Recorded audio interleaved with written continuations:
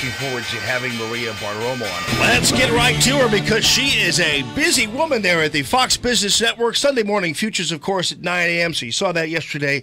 And, of course, always mornings with Maria, weekdays, 5 a.m. Central Time. Maria Bartiromo, welcome to the show. Hey, Jamie, how are you doing? Great to talk to you. Well, thanks so much for fitting us in. I know you're busy. We just actually saw you on TV there with Sandra, so I know you're really working hard this morning. Hey, so what are we making towards as we get towards the tax reform vote? How are things looking?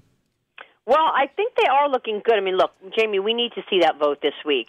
I think there is a real common feeling among the Senate that they want to get something done, and they want to make sure that they get this across the finish line. Having said that, it's very difficult to predict what John McCain will do and what, Jeff Flake will do. There are personal issues that some of these senators have with the president, and I don't think they really care if tax reform goes through at all. So I think this is going to be the week when we find out who is really interested in moving the country forward and who isn't.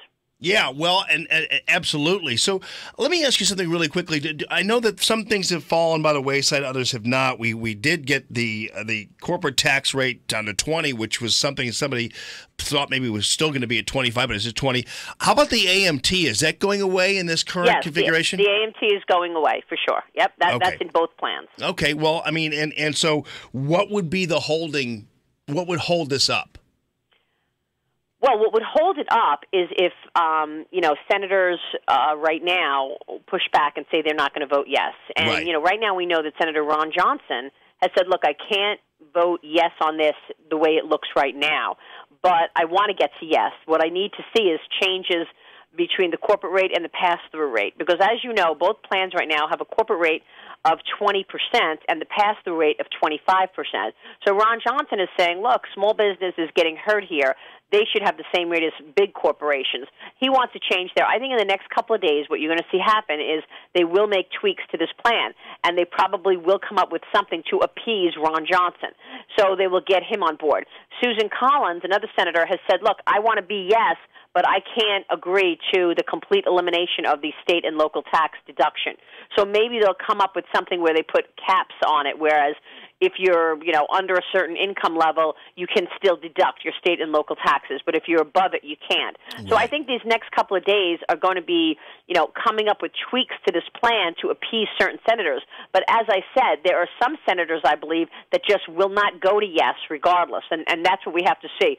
Who is it in the Senate that actually doesn't care about tax reform? Interesting. Yep, it's that time. So great to hear. All right, real quickly too. I know your time is valuable, but what about this lawsuit regarding this Dodd-Frank division, the protection division? Is it possible that after all this is said and done, Dodd-Frank itself will be repealed and this issue becomes a non-issue? Well, that's certainly part of it. Yes, I think that some people wanted Dodd-Frank redo attached to the tax plan.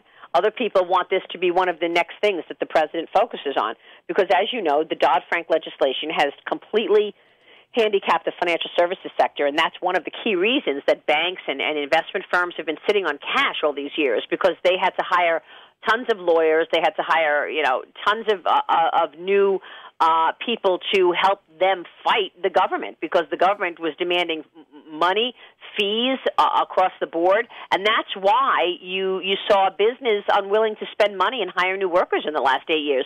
Just in the last year, this president has been the least regulatory president of any president. They laugh in the halls of Congress about the number of pages that the Federal Registry increased under President Obama, because President Obama put in so much red tape, so much bureaucracy in terms of new laws, new regulations.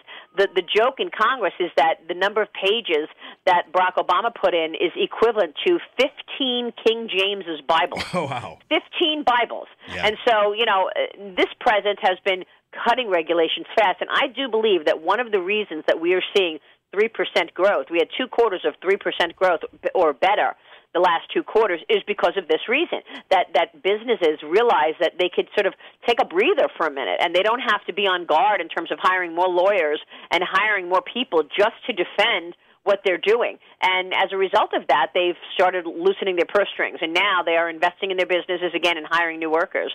So, yeah, I think Dodd-Frank going away or being redone could completely throw this issue up in a tailspin. But even before that, you have to wonder why the left continues to obstruct everything that this president tries to do. I mean, that's the point of this. Yeah. You know, he's got open seats, staffers that he has yet to name because they're just, you know, taking the slow walk doing it. And that's what they're hoping to do here as well. Elizabeth Warren wants this to go to a judge so that a judge can decide. She wants to make it as onerous and as long and hard as possible for the president to get any of his people in place. Maintaining her title as the hardest working woman in show business, it is Maria Bartiromo. Thank you so much for being with us at Maria Bartiromo on Twitter. Thanks, we Jamie. appreciate your time. We'll see you tomorrow morning with Mornings with Maria, 5 a.m. Central Time on the Fox Business Network. It's Common Sense Radio. Have a great rest of your day, everybody.